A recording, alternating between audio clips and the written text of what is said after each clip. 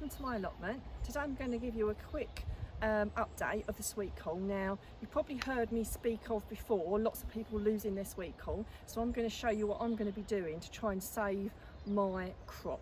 Now, if you've not already subscribed to my channel, if you could please do so, because you'll get lots of helpful hints and tips from my allotment, my home garden, and also my home kitchen.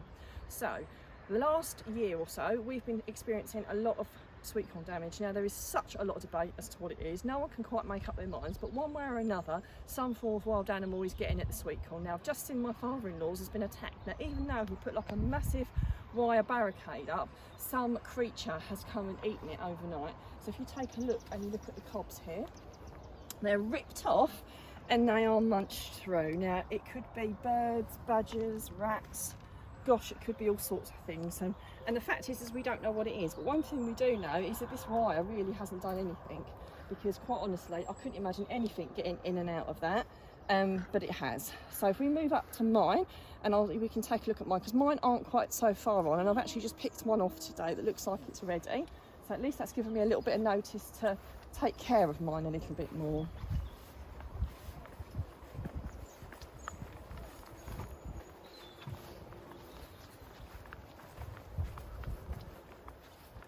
So I'm up at mine. Now, we've put a little bit of wire and string around ours to try and deter anything from having a go, and at the moment it's okay, but mine aren't quite so far on, so I often eat them when they're ready. So that's a good rule of thumb. If other things start eating your crops, it's normally ready to pick, but it's very irritating when they take the whole lot in one go, which has pretty much happened to my father-in-law.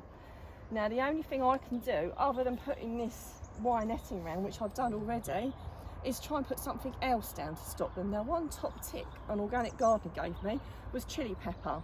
So if it's like an animal of some sort, then chili pepper will probably put them off. If it's a bird, then it probably won't do anything, because things like that don't affect them. So I've shaken a really good dousing of chili pepper all in and around just to see what it does, and I'm going to do that for the next few days. Unfortunately, we're getting a little bit of rain, which is a bit of a pain, because obviously it can wash it away, but this really is my only chance of saving my crop. So it'd be really interesting to see whether this works or not. It has worked on other crops. Quite often when I sow my seeds, I always put a little bit of chili pepper down, because it defers things from eating them, and it works really, really well. So I'd be really interested and incredibly happy if this chili pepper works. So I will keep you posted on future videos. If you've got any ways of keeping creatures away from your sweetcorn, I'd really love to know as well.